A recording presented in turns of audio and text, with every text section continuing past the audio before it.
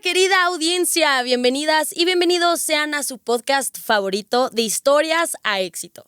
Este es un episodio súper especial porque tenemos el honor de contar con una invitada verdaderamente inspiradora. Marcela Viñals, una destacada profesional con una amplia trayectoria en liderazgo y marketing. Actualmente es directora ejecutiva de Capitalismo Consciente México y a lo largo de su carrera ha ocupado puestos clave en empresas como World Vision México, Kitsania y Estrategia, Comunicación y Medios. Por otro lado, es fundadora del Círculo de Dirección Consciente, una comunidad que promueve un liderazgo más humano y estratégico.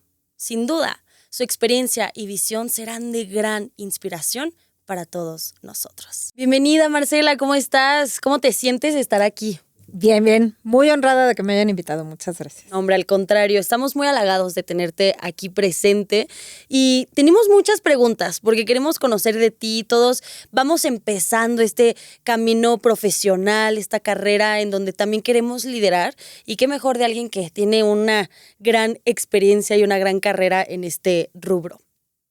Y bueno, a lo largo de tu carrera, ¿cuáles fueron las experiencias o momentos claves que tú consideres que moldearon tu forma de liderar y tomar decisiones? Fíjate que creo que es algo mucho más natural que momentos grandes y específicos. Por supuesto que los tengo, ¿no? Pero creo que el liderazgo tiene que ser algo mucho más natural y algo en lo que tienes que ir tú trabajando, ¿no? Creo que las cosas que más me han moldeado en mi liderazgo sin duda han sido mis propios líderes y aprenderles a mis propios líderes. Vas aprendiendo cualidades, vas aprendiendo a lo mejor técnicas, herramientas, etcétera, ¿no? Seguramente si tú le preguntas al primer equipo que me tocó liderar, seguramente te van a decir que era yo la peor líder del mundo, ¿no?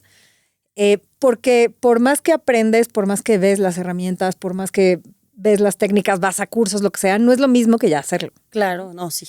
Y otra cosa que he aprendido y que lo aprendí, yo creo que en el primer trabajo donde tuve el equipo pues un poco ya más grande, ¿no? Que no fuera una persona o dos, el liderazgo que tienen contigo muchas veces afecta a tu liderazgo y no necesariamente para bien si no tienes cuidado, ¿no?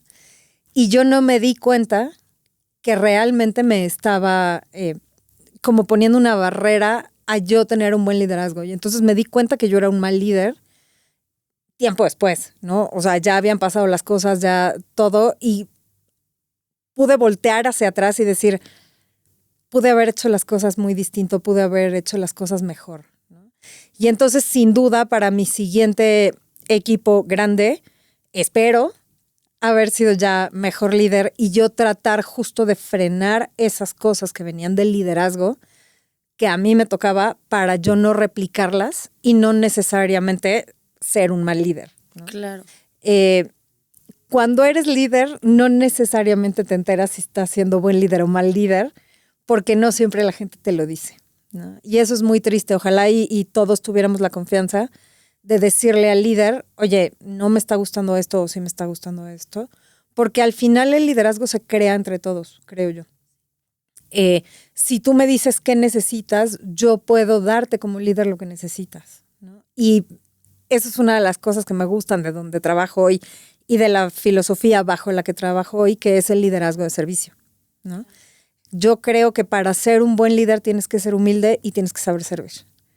Porque al final, cuando tú eres líder, tu trabajo principal es darle las herramientas a tu equipo para que ellos puedan brillar y para que ellos puedan hacer su mejor trabajo. Sí. No, sí, indudablemente. Creo que también el servicio crea un propósito, porque a través del servicio es como tú encuentras también qué es lo que también te apasiona.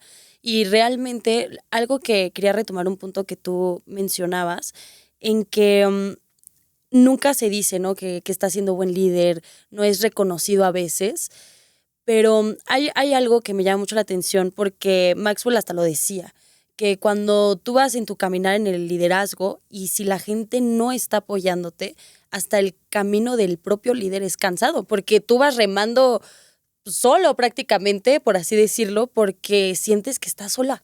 Pero creo que también falta esa retribución en equipo que a veces es complicado poderlo aplicar en nuestros equipos, porque es como ya darlo por sentado, de sí, pues aquí tenemos a Marcela y Marcela siempre está, y ahí, Marcela, necesito ayuda, pero el reconocimiento también es necesario para un líder y que a veces decimos, no, es que Marcela está hasta arriba y pues no necesita, pero el que también nos lo digan, pues es necesario para sentirnos que pues estamos haciendo una buena labor o algo, ¿no? Sí, sin embargo, creo que es tarea del líder generar esa confianza. Claro. Y entonces, si no te lo están diciendo, ya es una alerta para ti o debería de hacerlo, ¿no? Y esas fueron de las cosas que yo fui aprendiendo, ¿no? Si tu equipo no está acudiendo contigo, es por algo. Sí. ¿Qué estás haciendo tú? A ver, también puede ser que dentro del equipo esté pasando algo, ¿no? No me malentiendas. Y entonces es cuando pides ayuda y a lo mejor acudes con recursos humanos o como sea que esté tu empresa, acudes con alguien más, ¿no? Para que te ayude a ver qué es lo que tú no estás viendo como líder y qué es lo que está pasando, que tu equipo no está acudiendo a ti. Pero sin duda es una alerta o debe de ser una alerta si tu equipo no está teniendo la confianza para decirte que las cosas están bien o están mal. Sí, si no te están Pero siguiendo. sí es un trabajo en equipo porque al final yo el liderazgo lo veo de dos formas. Yo creo que el liderazgo tiene que ser personal. Si tú estás en una posición es por algo. Si te contrataron para esa posición es porque eras la mejor persona para esa posición y eso ya es un estilo de liderazgo. Tú tienes que demostrar que eres el experto en esa posición. Si no lo eres, tienes que convertirte, ¿no? Y crecer dentro de esa posición para ser ese líder. Entonces yo creo que el liderazgo es individual independientemente de si tienes un equipo o no, porque eso también tiene que ser lo que te convierte en líder en tu familia, en tu sociedad, en tu comunidad, en lo que sea. Tú tienes que aspirar a ser un buen líder en donde estés, Sí. ¿no? Entonces, y de ahí ya vas creciendo a cuando tienes un equipo. Porque de nuevo, aunque tú no tengas un equipo a tu cargo, tú tienes un puesto en el que vas a trabajar con otras personas, vas a colaborar con otras áreas, etcétera. Deberías de ser líder desde ahí, ¿no? Y eso ya te va a permitir crecer a cuando tengas tu propio equipo, a cuando tengas que liderar a otras personas. Pero creo que tiene que empezar por el liderazgo individual. Sí, sí. Y podemos ser líderes en todos lados. ¿Y hubo un antes y un después en tu vida personal o profesional que marcara cómo tú estabas liderando? O sea, la forma en la que tú estabas liderando, dijiste, creo que este evento cambió mi perspectiva y creo que cambié ahora mi forma de liderar. ¿Algo que haya pasado? Han habido muchas cosas. Sin duda, la parte personal tiene que ver con tu liderazgo, ¿no? Y sí te puedo decir, digo, antes mucho tuvo que ver a lo mejor inexperiencia dentro del liderazgo o ir siguiendo un liderazgo que no necesariamente era el que yo quería, ¿no? Y entonces después de haberlo vivido, porque al final el liderazgo lo tienes que sentir y lo tienes que vivir, si no te quedas cómodo con esa experiencia, sabes que algo tienes que aprender de ahí, ¿no? Y entonces voltear después de esas experiencias donde yo no me sentí cómoda, algo no estaba bien y fue cuando yo volteé a ver qué era lo que no estaba bien y dije, claro, yo dejé que un liderazgo que no era el mío se metiera a mi propio liderazgo y no fue un buen líder. Eso a mí me hizo aprender mucho, ¿no? Y me pasó en un par de empresas donde el liderazgo de verdad era muy malo, ¿no? Y yo trataba de no serlo, pero a veces sin darte cuenta te pasa, ¿no? Entonces, esa pudiera yo decir que fue una de las cosas que me hizo cambiar mi liderazgo o decir, ese no es el liderazgo que yo quiero. Pero también te puedo decir, por ejemplo, cuando yo no estuve bien en mi matrimonio y ya hacia mi divorcio, eso sin duda me cambió mucho, ¿no? Y yo me di cuenta que al no ser plena en mi vida personal, tampoco estaba siendo plena en mi vida profesional y no estaba siendo tampoco un buen líder, ¿no? Claro. Entonces, ya que pasó el divorcio y que pude sanar el primer impacto del divorcio, mi liderazgo cambió mucho y fue muchísimo más pleno y muchísimo más humano, ¿no? Y yo creo que ya finalmente los últimos 2 pedacitos del liderazgo fue pues en una de las últimas empresas que yo trabajé, que el liderazgo no era el que a mí me gustaba ni el que yo quería, pero ahí sí me di cuenta que yo ya podía filtrar ese liderazgo y que podía ser un líder distinto. Y entonces ahí me gustó mucho darme cuenta que sí había aprendido las lecciones anteriores, ¿no? Y finalmente donde estoy hoy, ¿no? Que aprendí lo que es el liderazgo consciente, que como te decía es el liderazgo de servicio. Y entonces ahí fue donde dije, qué bonito, porque a mí, yo he querido moverme en este liderazgo, he logrado tener un liderazgo consciente, un liderazgo de servicio, y hoy me doy cuenta que es el correcto. Wow. ¿No? Que es el consciente, que es a lo que yo aspiro. Sí, como todo se ve mejor en retrospectiva. Y es increíble, ¿no? Como a veces lo personal influye tanto en lo profesional y que liderarnos a nosotros mismos es más difícil que liderar a un equipo. Y ahora yéndonos más en lo profesional, estamos escuchando que tú te dedicas al capitalismo consciente. ¿Nos podrías platicar un poquito qué es el capitalismo consciente para saber un poco más? Sí, claro. El capitalismo consciente es una filosofía. Surgió de un libro. De hecho, antes de ese libro, ¿no? Hay como un antecedente de por qué se llegó al capitalismo consciente. Y es que uno de los autores del libro, que se llama Raj Sisodia, él es un estudioso, ¿no? Él es mucho más académico que otra cosa. Y él estaba en la Universidad de Harvard y le pidieron que estudiara porque había marcas que la gente quería más. No nada más que les gustaba, no nada más que las preferían, sino que las querían. Realmente había un amor hacia esas marcas, ¿no? Y entonces, ¿qué es lo que tienen esas marcas que está llamando la atención? Y entonces se dieron cuenta que lo que tenían esas marcas eran pequeñas valores o pequeñas características humanas. Y entonces dijeron, ¿cómo que características humanas? O sea, ¿cómo una marca o cómo una empresa puede ser empática? ¿O cómo una empresa puede ser, no sé, que ayuda, ¿no? O que a mí me parece amorosa, ¿ok? Y entonces se dieron cuenta que nosotros les estábamos dando como esas características humanas. Y entonces quisieron ver qué era lo que pasaba, ¿no? Y entonces hicieron una métrica específica para esas empresas y se dieron cuenta que sí, que sin duda eran de las más exitosas, las que tenían más ventas, las que tenían una serie de cosas y quisieron como investigar un poco más allá. Y a la hora de estar investigando, ¿no? Después de ya haber puesto esta métrica que le pidió Harvard a Raj Sisodia, se juntó con John Mackey, que era el dueño de Whole Foods, que es una cadena de supermercados en Estados Unidos orgánicos, ¿no? Y locales y una serie de cosas muy buenas para la sociedad. Y entonces se dieron cuenta que lo que había detrás era que eran empresas conscientes.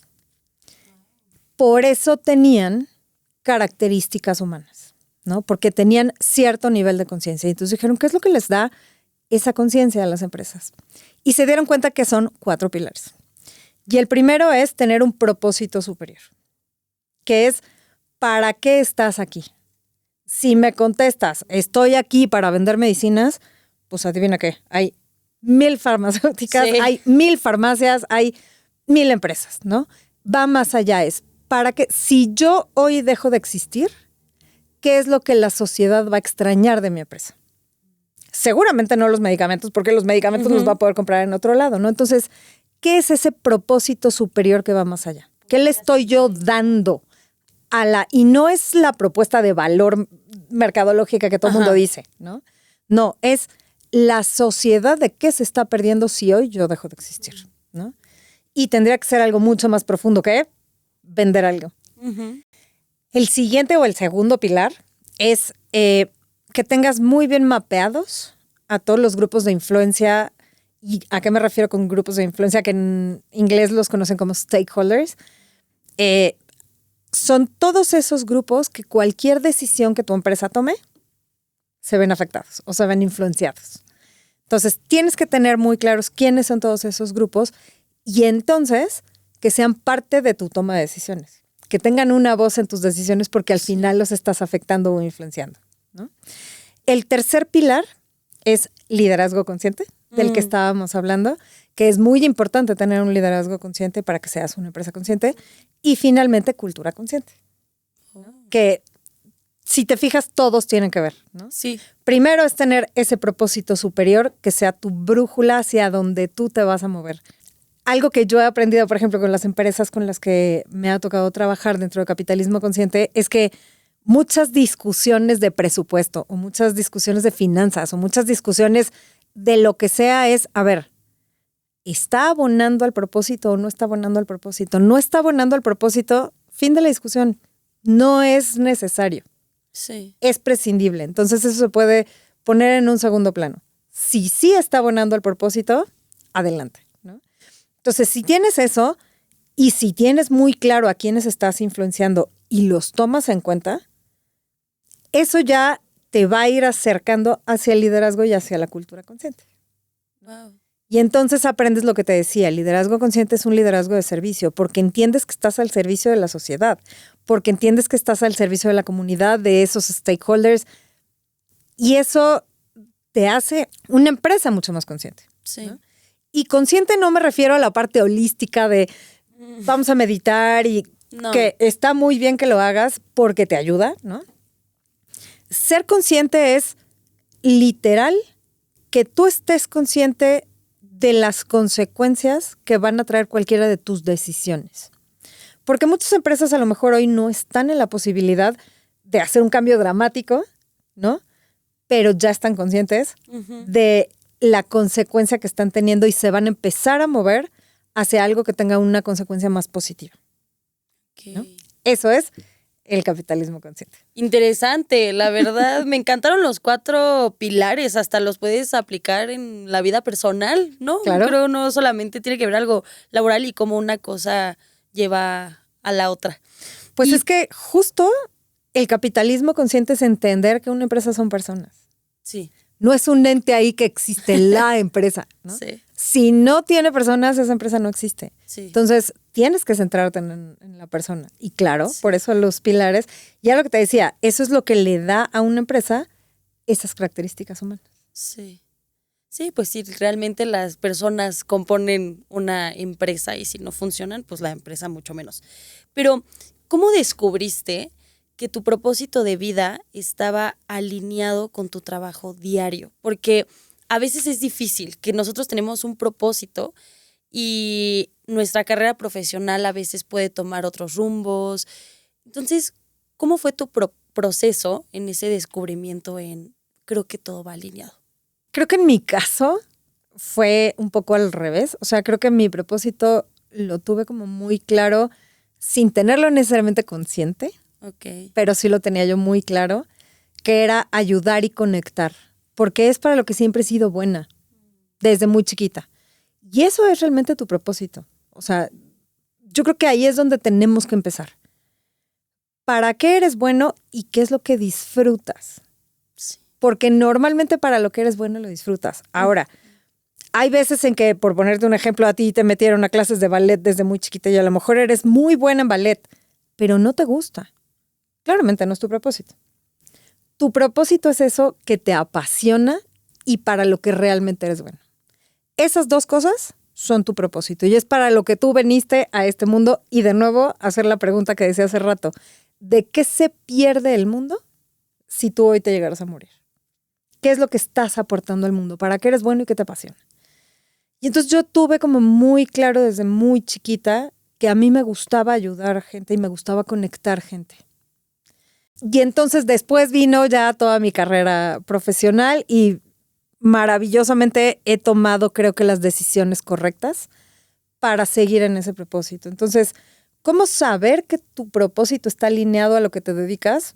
¿Te levantas con una sonrisa todas las mañanas a hacer tu trabajo o no? Si no, pregúntate qué estás haciendo ahí. Cámbiate. Y cambia de carrera, exacto.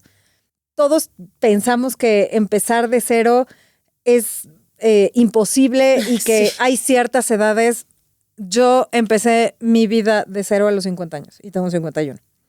Wow. Hace un año casi me muero. Y fue empezar de cero en muchas cosas. No necesariamente en mi trabajo, porque pues sigo con el mismo trabajo en los últimos 3 años, pero todo lo demás sí fue un poco empezar de cero por muchas razones.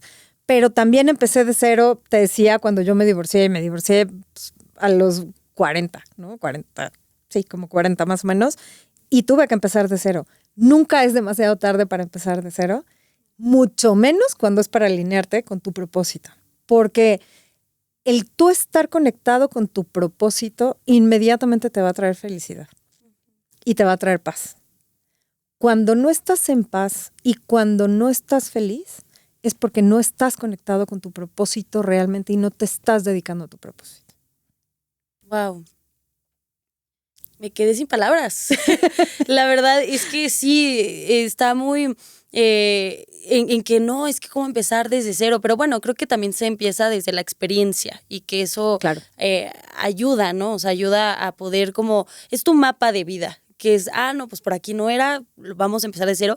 Y bueno, yo también he tenido que empezar de cero, menos veces, pero sí he tenido que empezar de cero y es algo que, bueno, lo que acabas de mencionar me ha ayudado muchísimo. Muchas gracias. Y hablando de descubrimientos, ¿cómo el capitalismo consciente conectaba con tus principios? Nos hablaste de varios pilares, pero ¿cuál podrías decir que cuál es el pilar o los pilares con los que más conectaste y dijiste, esto es lo mismo? ¿Y qué le dirías a aquellos que siguen como en este proceso de descubrimiento? No, yo te diría que todos. En mi caso, todos tienen que ver. Yo soy activista para distintas causas, ¿no? Empecé por la causa animal y de ahí fui avanzando. Pero cuando yo me di cuenta que algo que a mí me generaba el enojo suficiente, la indignación suficiente, la tristeza suficiente para tener que actuar, ¿no? Desde ahí me di cuenta que era algo mucho más grande que yo. Uh-huh. Y entonces ahí regresamos a la parte del propósito. Cuando a mí me presentan capitalismo consciente ya como la filosofía completa, te platiqué de mi liderazgo y cómo me di cuenta que había liderazgos con los que yo no me sentía cómoda y que no me gustaban, que tiene que ver con la cultura de la empresa, uh-huh. Que te decía yo, hay ciertos liderazgos que las empresas tienen y eso es la cultura. Entonces, a la hora que me presentaron los 4 pilares, todos me hicieron sentido, todos me hicieron clic, porque fue cuando dije, claro, yo estoy en este mundo para hacer algo más grande que yo. Yo no puedo quedarme con trabajo de 8 a 5 y soy feliz el resto de mi día. Para mí eso no es la felicidad. Para mí la felicidad tiene que ser todo el tiempo. Porque la felicidad tú la haces. No es que te llegue un día de repente la felicidad o trabajé para la felicidad y un día me la van a dar. No. La felicidad se tiene que trabajar todos los días y ese es el trabajo. En ser una mejor persona, en ser un mejor ciudadano, en ser un mejor líder, en ser un mejor profesional, trabajador, familia, amigo, lo que sea, ¿no? Entonces, para mí fue un clic perfecto con todo. Porque tú lo dijiste, estos 4 pilares los puedes aplicar ¿sí? De forma personal o de forma profesional. Sí. Entonces, creo que justo eso que dijiste es lo más importante. Si no empiezas trabajando en alinearte tú con ese propósito superior, entender a quiénes tú influencias o afectas con tus decisiones y tomarlos en cuenta a la hora que tomas decisiones, si no eres un buen líder y si no tienes una buena cultura o valores, que era lo que tú estabas diciendo, ¿cómo los vas a alinear con los de una empresa? Sí. ¿No? Entonces, sí, primero trabaja en ti, ten claro lo que sí quieres, lo que no quieres, y eso también muchas veces te ayuda a elegir tu siguiente trabajo. Uh-huh. ¿Cuál es el tipo de empresa que yo estoy buscando? ¿O cuál es el tipo de empresa que yo quiero crear si soy un emprendedor? Sí. Porque esa empresa va a traer mi ADN. Uh-huh. Y si tú llegas con un ADN que no está bien formado, va a ser muy maleable. Y entonces tienes que trabajar el doble uh-huh. para tener los valores que tienes, para tener el liderazgo que quieres, para tener la cultura que quieres, etcétera, ¿no? Entonces, yo creo que sí es un trabajo que tienes que hacer personal y entonces todo hace clic, que fue lo que pasó en mi caso, ¿no? Me hizo clic porque toda mi vida yo he estado buscando cómo hacer algo más. Y capitalismo consciente a mí me permite cambiar la filosofía de las empresas a algo mucho más consciente y mucho mejor para la sociedad. Para mí eso ya lo vale. Y lo has hecho muy bien. Gracias. Entonces no, muy bien, de maravilla. Y entonces se podría decir que una persona que está viviendo en coherencia con su propósito es que está trabajando constantemente en ella misma para conectar. Yo creo que es un poco más complicado que eso. A ver, cuéntanos. Porque te voy a decir, muchas veces no estás tan consciente de ti y entonces no eres tan coherente, no porque no quieras, sino porque hay ciertas cosas de ti que no has trabajado, ¿no? Por eso creo que la conciencia es algo que tienes que trabajar constantemente y una vez que alcanzaste cierto nivel de conciencia, pues ahora tienes que alcanzar el siguiente y el siguiente y el siguiente. Entonces, ¿cuándo acabas de desarrollar la conciencia? Yo creo que nunca. No. Yo creo que hasta el día que te mueres es el día que debes de dejar de trabajar en tu conciencia, ¿no? Creo que más bien cuando, lo que te decía, cuando te sientes en paz contigo, realmente en paz y apasionado por lo que haces todos los días, yo creo que es cuando puedes decir, algo estoy haciendo bien. Pero creo que siempre te tienes que estar cuestionando qué puedo hacer mejor. Ya dentro del entorno laboral, ¿qué estrategias tú has implementado para mantener motivado a tu equipo? Depende mucho del equipo. Yo creo que lo primero y lo más importante como líder es conocer a tu equipo. Conocer desde cómo piensa la gente. Todos tenemos procesos de pensamiento muy distintos. Habemos quienes pensamos en imágenes, hay quien piensa en números, hay quien piensa en procesos, hay quien piensa en reglas. Cada quien pensamos de manera distinta, ¿no? Entonces creo que lo primero es entender cómo piensa tu equipo, conocer a tu equipo y saber un poco qué les motiva, qué les gusta, qué no les gusta, etc. Hay una teoría que se llama la teoría del flow, que habla de cómo llegar a un punto en donde tú seas mucho más eficiente profesionalmente. Y eso tiene que ver con tu parte personal y tu parte profesional. Lo primero que tienes que hacer es tener tus necesidades básicas cubiertas, ¿no? Ya que tienes esas, hay otras tantas necesidades que tú tienes como más emocionales, como más psicológicas, que también debes buscar cubrir. Y después de eso, tienes que tener cierto reto en tu vida para entrar en esto que se llama flow, ¿no? El flow es tu mejor momento para trabajar y para estar, en donde tú tienes tu vida personal tranquila, agradable o simplemente que no te afecte a tu vida profesional y tu vida profesional muy bien, ¿no? Por ahí hay quien dice que si tienes tu vida personal bien no puedes tener bien tu vida profesional y viceversa. No es cierto. Sí se puede y tú como líder lo tienes que lograr, ¿no? Entonces, un poco es buscar este equilibrio, entender cuáles son esas necesidades que tiene cada quien, entender qué reta a cada quien para que le pongas esos retos sanos y tú seas ese líder de, ok, ¿qué te pongo? ¿Qué necesitas para que tú llegues a ese punto, ¿no? Entonces, por darte tips, ¿no? Hay veces en que si yo sé que es la típica persona que está estresada todo el tiempo, le pido que medite 5 minutos antes de tener la junta. 5 minutos. O yo teniendo la junta con esa persona, meditamos 5 minutos antes de empezar la junta para estar en el aquí y en el ahora y entonces tener una junta mucho más productiva, ¿no?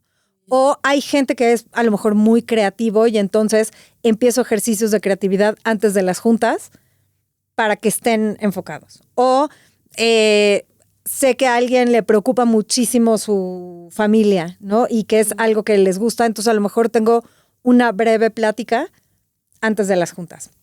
Hay una técnica que me enseñaron aquí en Capitalismo Consciente en las juntas que me gustó mucho, que se llama el check-in y el check-out de cualquier junta, ¿no? Y entonces son esos 5 minutos que tú te tomas antes de la junta para que todos logremos estar en el aquí y en el ahora. Entonces tú tienes que llegar con tu check-in de cómo llegas y ese cómo llegas es cómo me siento, cómo está mi mente, cómo llego psicológica y emocionalmente a la junta.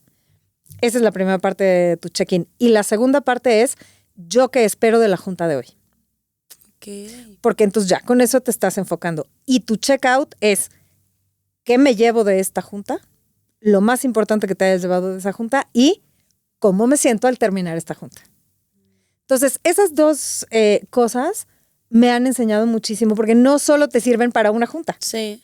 Te sirven para cualquier ejercicio de profesión en ese momento. Trabajar en equipo o una junta o pedir una tarea o lo que sea. Entonces, yo te diría que esas son como las cosas que más me han servido. Conocer muy bien a tu equipo, conocer muy bien qué les reta, conocer muy bien qué les motiva y eso llevarlo a servirlos. Tú con esas cosas que sabes que les ayudan o los retan, ¿cómo los ayudas a ser mejores personas y mejores profesionistas? No, y hasta ellos se sienten más cómodos, te sientes importante. Creo que no lo das todo en un lugar donde no te sientes realmente valorado por la persona con la que estás trabajando. Y hablando de conocer a los equipos, ¿qué es lo que necesitan las nuevas generaciones? Porque yo sé que a veces es bien complicada las nuevas generaciones, que generación de cristal y que si le dices algo ya se pone a llorar o que, ay, mi jefe me grita y todo. ¿Qué necesitan? Yo creo que lo acabas de decir. Punto número 1 es atención. Y no porque sea una generación que requiere demasiada atención, no. Casi siempre cuando tú eres líder de alguien, tienes otra generación. Y no necesariamente entiendes a esa generación, ¿no?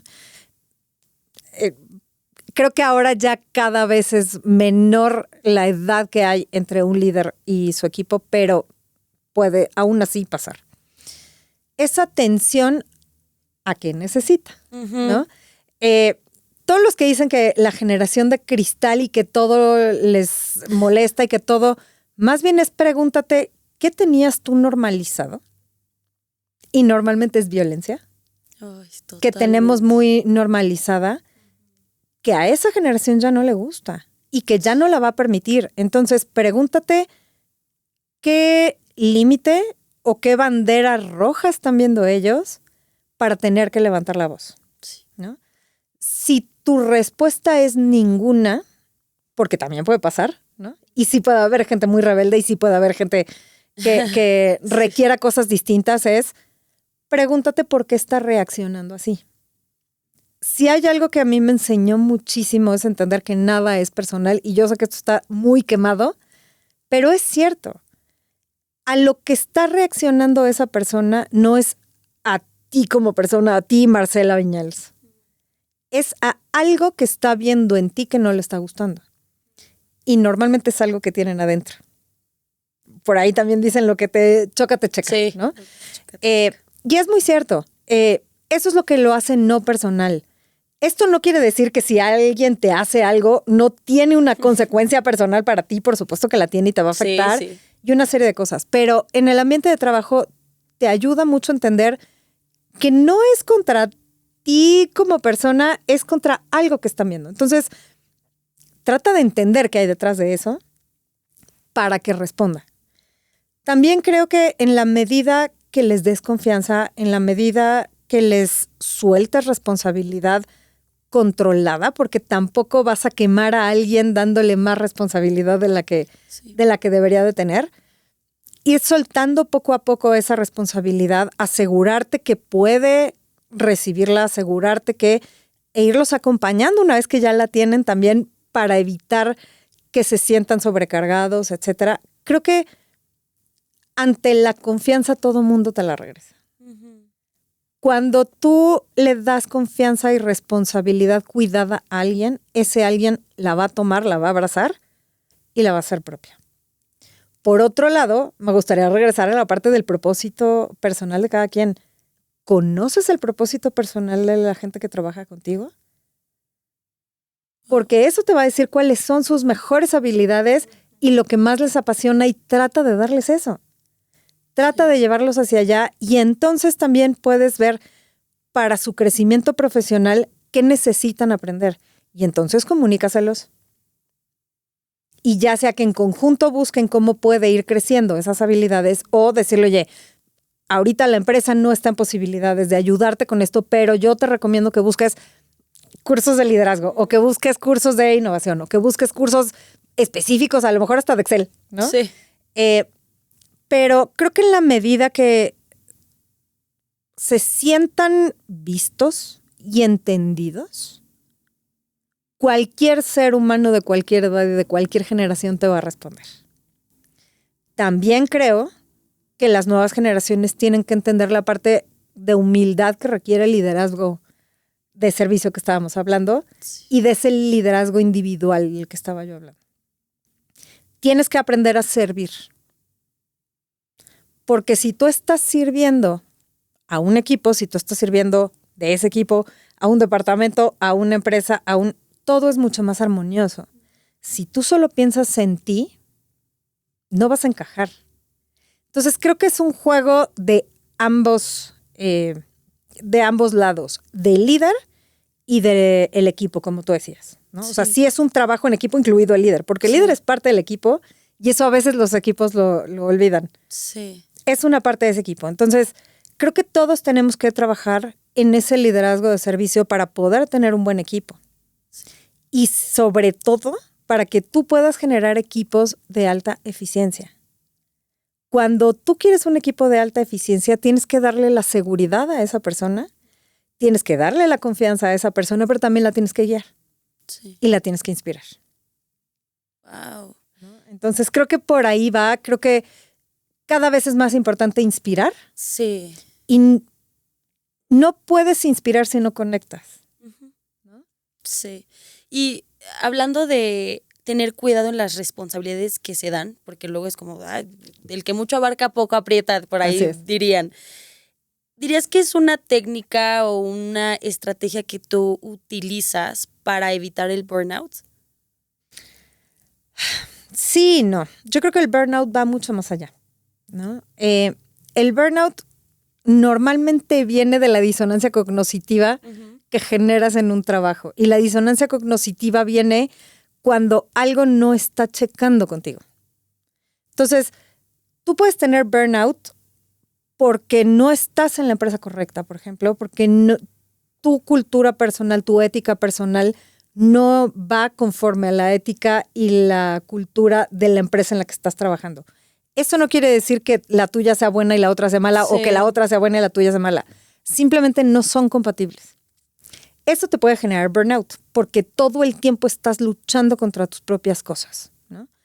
También te puede pasar si estás, por ejemplo, con un jefe abusivo, ¿no? Que no es un líder, es un jefe. Sí. Y eso te va a generar mucho burnout. Cualquier cosa que te genere esa disonancia cognitiva de lo que yo quiero hacer, lo que a mí me gusta, versus lo que estoy haciendo, eso es lo que te genera burnout. Entonces, ¿qué técnicas uso yo, por ejemplo, o qué tips puedo dar yo para evitar el burnout? Es constantemente estar midiendo el rendimiento de tu equipo, pero también qué tan a gusto y qué tan en paz están ellos como personas. Qué tanto están trabajando, qué tan conectados están con ellos mismos y tratar de que se conecten.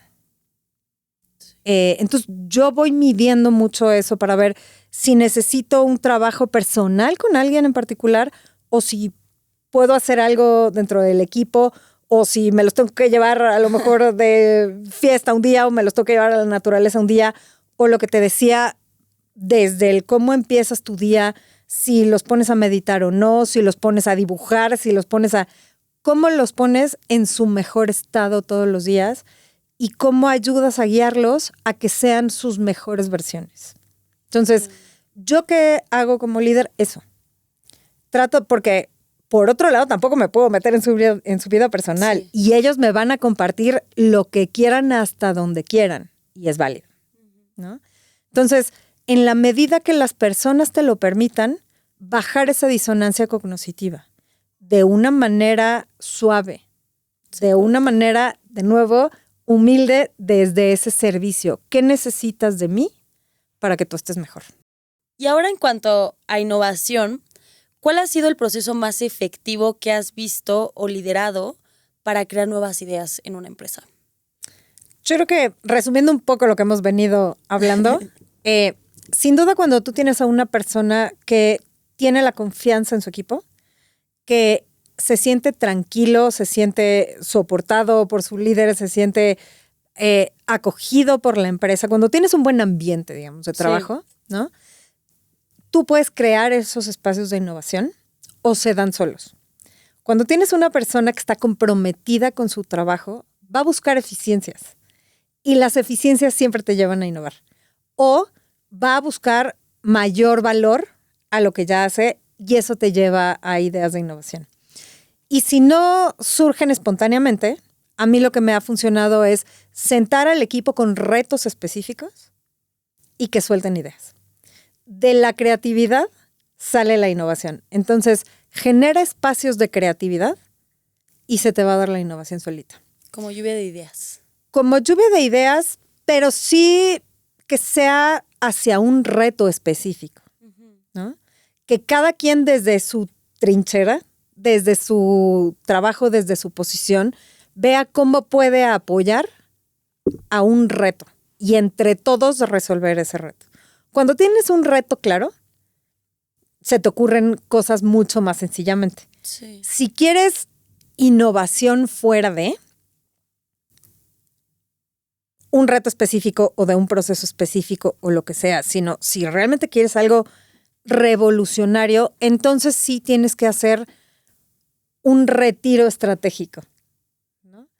En donde vas a poner retos mucho más grandes, como los retiros estratégicos que tiene cualquier alta dirección de cualquier empresa cuando van a hacer la estrategia de la empresa, ¿no? Sí. Pero si tú quieres innovación por innovación, si no tienes un reto, pues ¿qué es lo que estoy innovando, ¿no?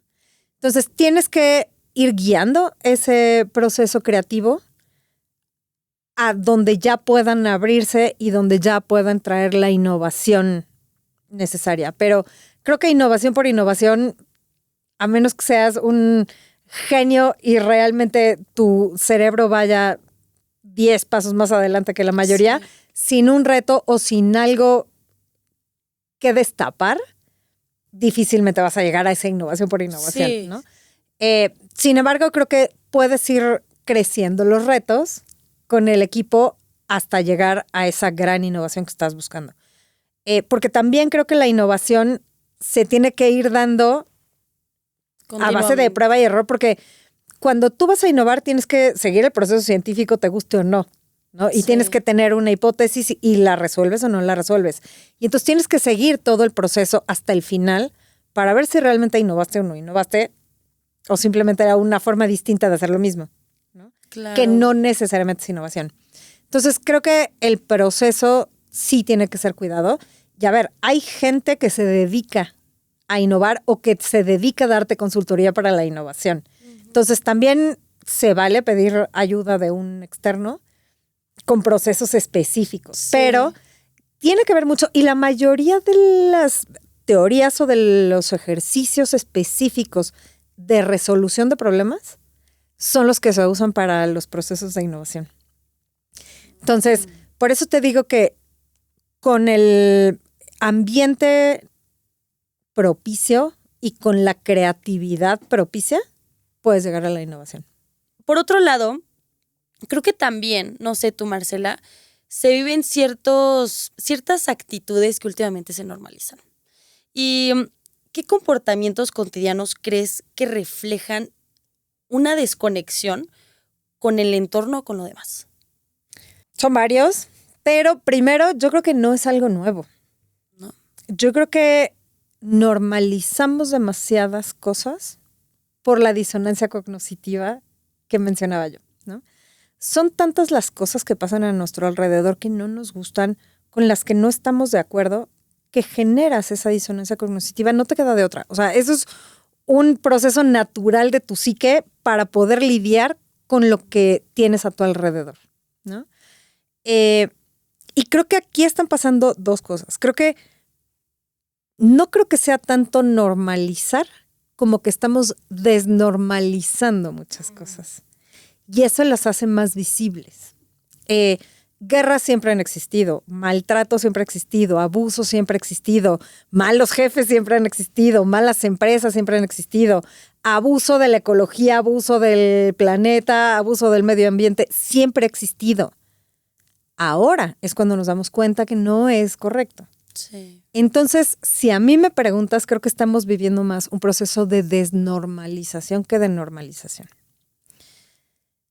La violencia siempre ha existido y lo que creo que nos está pasando es que a la hora de desnormalizar hay quien se siente agredido y cuando tú te sientes agredido atacas.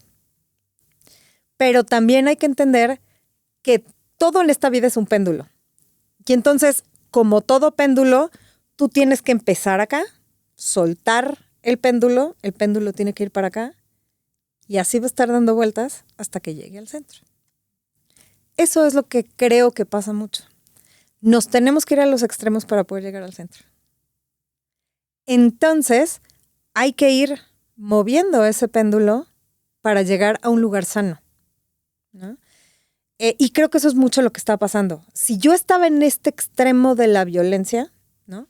Y yo quiero quitar la violencia, pues entonces voy a soltar este péndulo y me voy a ir a este extremo. Pero no me va, que el péndulo no se queda solito en este extremo. Se va a regresar, y se va a regresar, y se va a regresar. Creo que eso es mucho lo que estamos viviendo hoy, ¿no? Sí.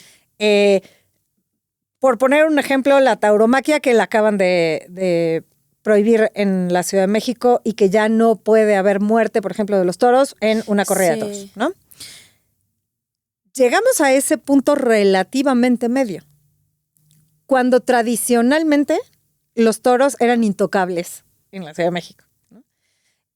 Ese péndulo durante muchos años se estuvo moviendo y entonces, claro, todos los activistas estábamos en contra, todos los, ¿cómo se llama? Los que tienen todos de lidia, pues estaban a favor, ¿no? Y estuvimos en ese ir y venir, ir y venir, ir y venir, hasta donde hoy tenemos cierto punto medio, ¿no? Creo que es lo mismo con todo lo que está pasando. ¿Qué pasa, por ejemplo, con el narcotráfico, ¿no? Que también es un tema que todos los días lo escuchas en las discusiones de si la seguridad, si no la seguridad. Preocúpate cuando no lo escuches. Eso no quiere decir que haya dejado de existir. Eso quiere decir que nadie está haciendo nada. Uh-huh. Entonces, si lo estás escuchando es porque algo está pasando. Sí. Y si están respondiendo violentamente es porque alguien los está atacando. Y estamos en ese péndulo. Entonces, creo que más bien lo que está pasando es que estamos dejando de normalizar muchas cosas. Ahora, tú como ciudadano promedio, por supuesto que hay ciertas cosas que normalizas por esa disonancia cognitiva, sí. Porque si no, ¿cómo vives en este mundo sin estar aterrado de asomarte a tu ventana, ¿no? Uh-huh. Entonces, creo que sí vamos normalizando ciertas cosas, pero no necesariamente es malo. Algo está pasando, algo se está moviendo. Creo que nos estamos moviendo hacia el lado correcto, pero desgraciadamente los cambios no son suaves. No. Y entonces creo que eso es lo que está pasando. Ahora, es muy doloroso darte cuenta que normalizaste violencia y que a lo mejor tú la cometiste. Sí. Ese proceso de aceptar que lo hiciste por ignorancia, que lo hiciste por educación, que lo hiciste porque la sociedad lo veía bien, que lo hiciste por la razón que sea, no era una mala intención. Eso lleva tiempo. Y ahí es cuando la gente normalmente se pone a la defensiva. Yo, por ejemplo, soy vegana y cada vez que digo soy vegana, no sabes las discusiones que se generan. Que necesitas proteína. No, deja tu proteína o no proteína, ¿eh? Hace poco lo puse en un post de una chava que yo sigo en Instagram que rescató a unos perritos y les estuvo buscando casa, etcétera, y solo puse, uy, esto apenas empieza, yo así empecé y terminé siendo vegana. Ese fue mi comentario. Al día de hoy, tiene más de 5,000 comentarios, de los cuales el 90% son atacando mi veganismo. De la nada. Sí, así pasa. ¿Me explico? No lo tomo a mal, porque eso quiere decir que algo se está moviendo en esa gente. Yo no estoy buscando convencerlos, pero algo les incomoda. de que yo sea vegana. Eso ya es un cambio. Y de nuevo no lo tomo a personal. Sí, hay Porque algo no me latente. están atacando a mí, que terminan atacándome a mí personalmente, ¿no? Que tampoco me importa. Están atacando algo que los hace sentirse incómodos. Entonces, por eso te digo, no creo que estemos normalizando tanto como desnormalizando.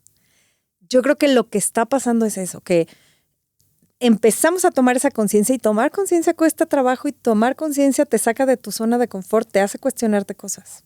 Mencionabas el video de una mujer salvando perritos. ¿Cuáles serían, desde tu perspectiva, las acciones tempranas que podrían ayudarnos a minimizar el maltrato animal? Educación e información. Si algo me he encontrado yo a lo largo de mi activismo es que la mayoría de la gente no maltrata por ser una mala persona. Okay. Maltrata porque no sabe las necesidades de un animal o los límites de un animal o la naturaleza de un animal, ¿no? La verdad es que el maltrato animal por maldad es muy raro. Tanto así que por eso el FBI lo tiene tipificado como la primer gran alerta para un sociópata o para un psicópata, por ejemplo. Uh-huh. Entonces, la mayoría de la gente ejerce maltrato más por desinformación que por quererlo hacer. Y muchas veces también por costumbre, lo que decíamos, ¿no? Hay ciertas cosas que hoy hemos ganado mucho terreno a entender que todos somos animales, porque se nos olvida que el animal es humano. Y el humano es animal, ¿no? Nosotros somos parte de los animales y nos queremos hacer a un lado y no, por eso tenemos instintos y por eso tenemos muchas cosas animales, ¿no? Los animales no humanos también tienen sentimientos, también tienen sensaciones, también sufren, también sienten felicidad, también tienen necesidades. Y eso, por costumbre, la gente no lo toma en cuenta. Y al ser un ser sintiente, pues tiene necesidades, ¿no? Y hay que cubrir esas necesidades. Y entonces, luego por eso dicen, no hay que humanizar a los animales. No, no hay que humanizarlos. Humanizarlos es maltrato, porque estás negando sus necesidades básicas, ¿no? Y entonces, el que tú vistas a un animal no es necesario. Ya tiene una piel, ya tiene un pelo, ya tiene una serie de cosas. Claro, también lo que sucede es que hemos jugado genéticamente con muchos animales a sacarlos de su naturaleza y entonces sí pueden requerir ciertas cosas, como a lo mejor que los abrigues. Si los tienes que abrigar, pregúntate si lo deberías de tener. No está en un ambiente donde debería de estar, donde lo tienes que cubrir, ¿no?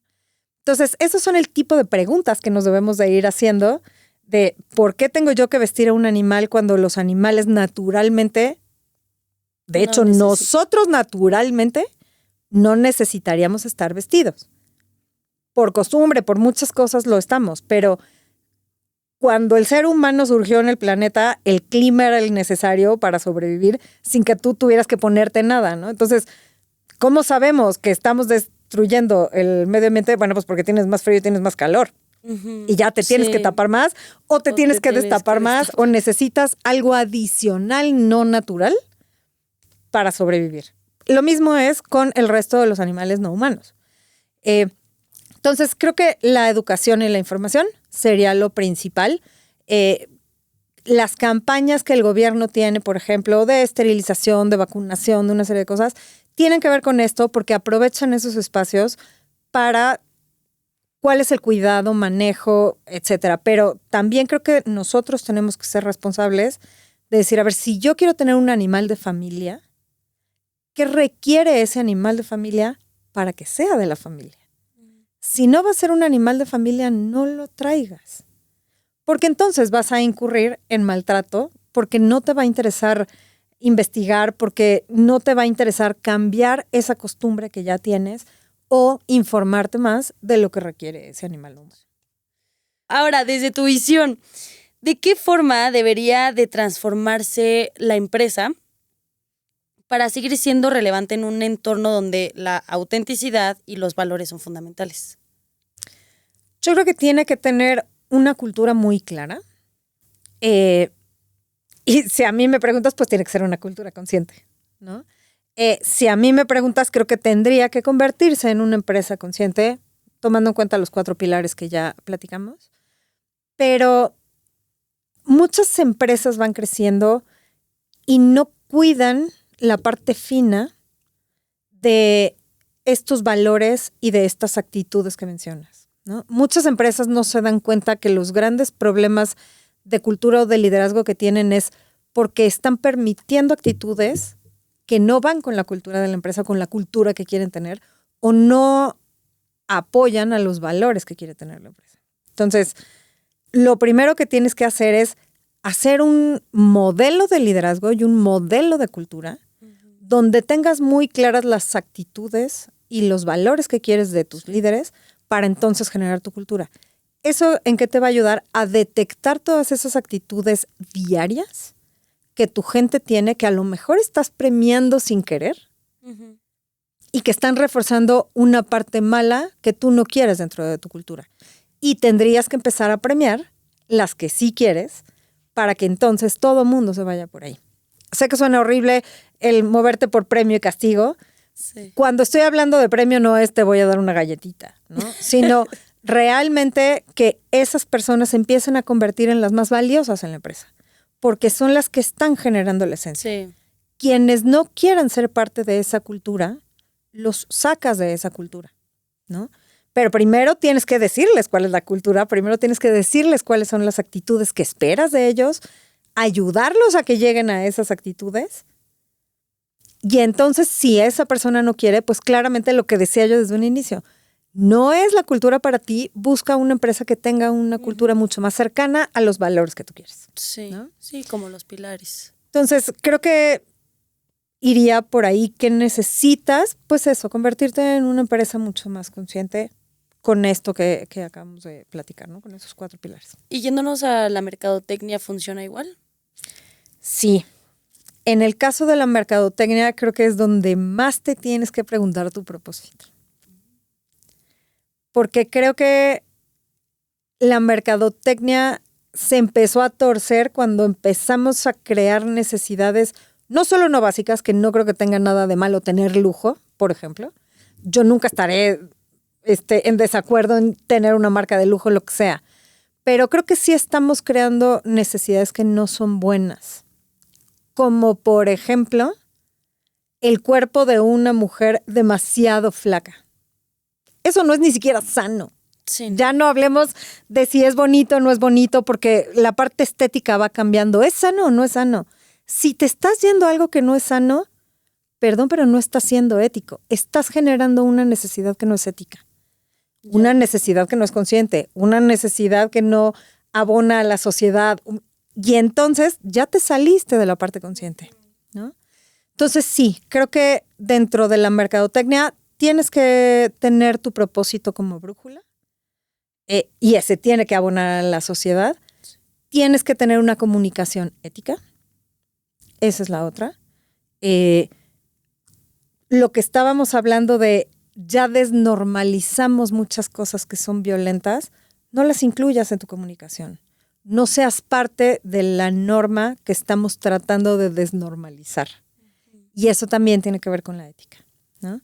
Entonces, sí, sin duda en la mercadotecnia creo que también tiene que haber una ética consciente y tienes que hacerte responsable de las consecuencias de lo que tú estás haciendo.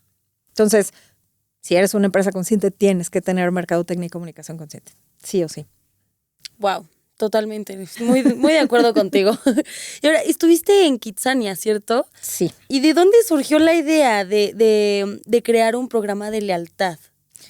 Fíjate que fue idea del dueño, del presidente, porque son varios dueños. Fue idea del presidente. Todo alrededor de Kitsania tiene que ver con una nación. El concepto principal de Kitsania es que es una nación que crearon los niños porque no les gusta el mundo que les están dejando los adultos y ellos se quieren independizar para crear el mundo que ellos quieren, ¿no? Ya en sí ese concepto es súper poderoso. Y entonces, ¿cómo hacer para que los niños quieran regresar a seguirse formando para crear un mundo mejor? porque ese es el eslogan y un poco el propósito de Kitsania, ¿no? Que es prepararlos para un mundo mejor. Y su propósito es encender los corazones y las almas de todos los niños del mundo para querer hacer un mundo mejor. Sí. Entonces, cuando tienes ese concepto tan poderoso, ¿cómo puedes hacer para que los niños quieran regresar lo suficiente para realmente ayudarlos a que se preparen para un mundo mejor? Haciéndolos leales. ¿Cómo los haces leales? Haciéndolos ciudadanos de la nación. Te vamos a convertir en un ciudadano. Uh-huh. ¿Qué necesitas como ciudadano? Pues un pasaporte. Sí. Esa es la identidad internacional. ¿Y qué tienes en el pasaporte? ¿Qué es lo que más le puede llamar la atención a los niños? Los sellos. Sí. Y entonces ya un poco con esos conceptos básicos claros y teniendo muy claro que nosotros queremos ayudarlos a prepararse para un mundo mejor, pues ¿cómo le hacemos para que se vuelvan leales? A través de las actividades, como bien dijiste. ¿Cuál es y nos dimos cuenta que habían patrones de actividades muy claros, que también tienen que ver con las habilidades de cada quien, que también tienen que ver con la pasión de cada quien y con el propósito personal de cada quien. Sí. Entonces, lo que hicimos fue agrupar los sellos por colores de acuerdo a esos patrones y esas habilidades para que el niño también fuera un poco relacionando lo que le gustaba con ciertos sellos.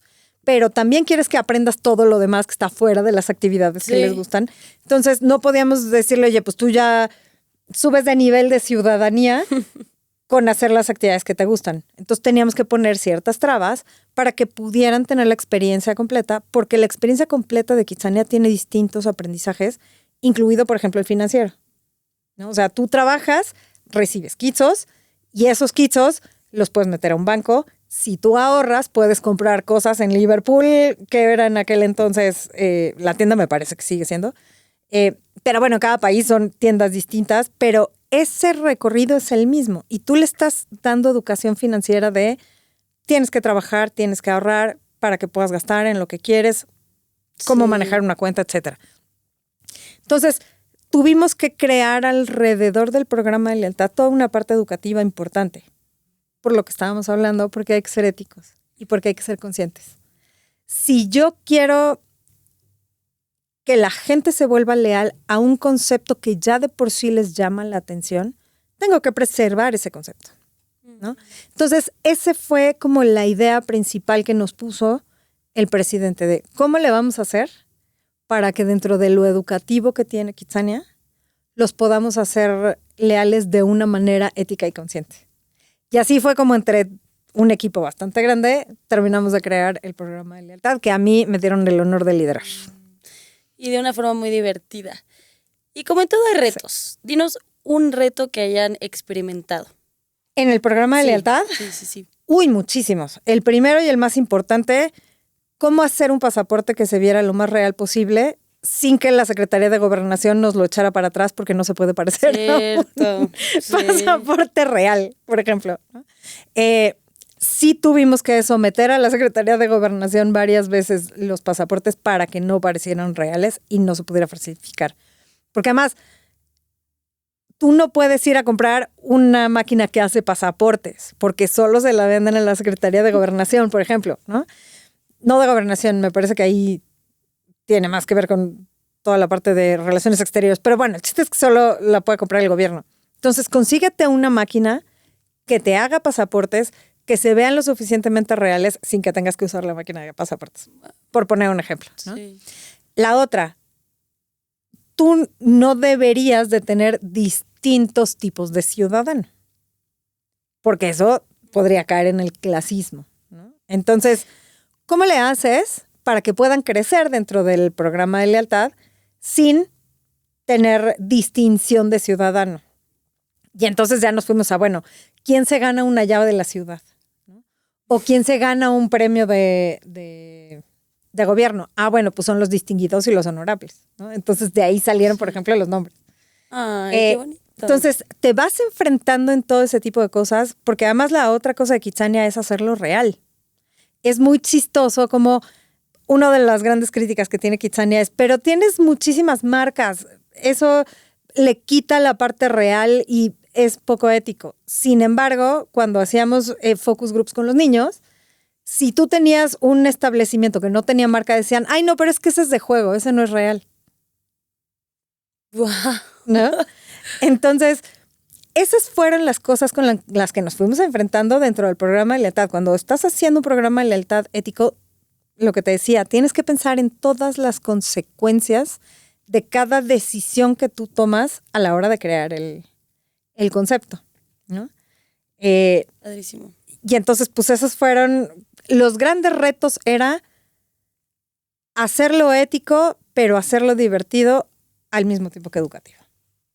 Wow, me encanta, la verdad. Y lo del pasaporte, ¿quién lo diría? Ni se me hubiera ocurrido. Y bueno, ahora sí ya, vamos a dejar todo lo laboral, el trabajo y que la empresa. Y ahora yo te quiero preguntar ya para finalizar esta reunión. ¿Cómo defines tú el éxito y la felicidad de día a día de Marcela? Si me preguntas, para mí éxito y felicidad son lo mismo, porque para mí el éxito es ser feliz. Pero agregaría algo más que es la paz. Y creo que cualquier persona después de cierta edad, no tengo clara cuál, pero a mí probablemente me pasó después de los 40, ya lo que buscas es paz. Durante tu juventud buscas esa pasión, ser incendiario, ser rebelde, cambiar las cosas. Y con el tiempo te vas dando cuenta que puedes hacer eso mismo estando en paz, ¿no? Entonces, para mí, la felicidad y el éxito en mí han sido llegar a la congruencia suficiente que me permita vivir en paz. Porque yo creo que no tienes otra forma de vivir en paz más que ser congruente con tus valores, con tu ética, con tu día a día. El hacer lo que dices, Sí. el ir acortando esa disonancia cognitiva de la que tanto he hablado y llegar a esa congruencia, para mí, eso ha sido mi éxito mayor. Y curiosamente, cuando empiezas a lograr eso, empiezas a lograr cualquier otro deseo que tú tienes. Sí. Porque además tus deseos también se transforman. Ya no necesariamente deseas ser millonario por guardar el dinero. Hoy me encantaría ser millonaria para poder arreglar cualquier cantidad de cosas en el mundo. ¿Por qué? Porque soy activista. Y entonces, esa empatía que lleva el activismo requiere de una acción. Y para como está el mundo hoy, requieres de dinero para apoyar esa acción, ¿no? Entonces, pero también por otro lado te das cuenta que no necesitas ese dinero, que lo que necesitas son conexiones. Habrá alguien que tenga ese dinero, pero también habrá alguien que tenga la conexión de quien puede donar y que no tienes que ser tú quien ponga ese dinero. Entonces, esa madurez creo que te va llevando a lo que te decía, yo lo que busco hoy es paz. Quiero cambiar el mundo en paz y a través de la paz. Porque ya lo decía Gandhi, no hay camino para la paz. La paz es el camino. Tú no puedes caminar hacia la paz sin paz. La paz es. Entonces, eso es por lo que trato yo de vivir. Ese, digamos que es mi moto de vida, ¿no? La paz es el camino. Entonces, buscar paz para mí es la felicidad y el éxito. Y un reto. Gran reto. Y bueno, y ahora sí la última pregunta, porque me llama mucho la... Bueno, sí, quiero hacerte una última. ¿Y cuál es el mejor consejo que te han dado? Híjole, son muchos. Yo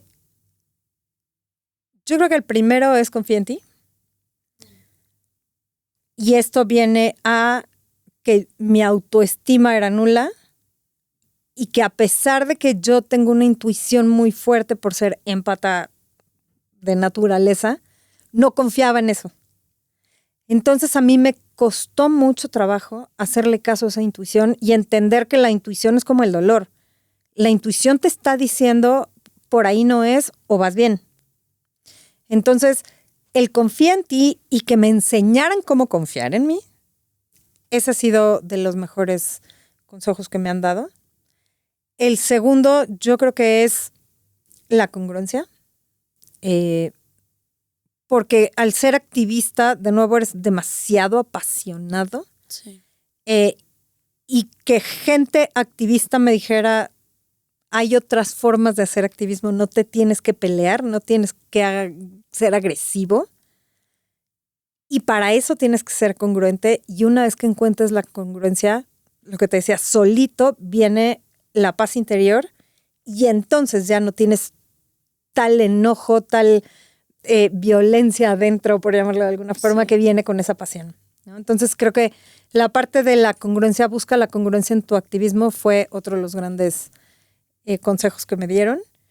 Y yo creo que como mujer, el mejor consejo que me dieron es, recuerda que siempre vas a ser suficiente y más.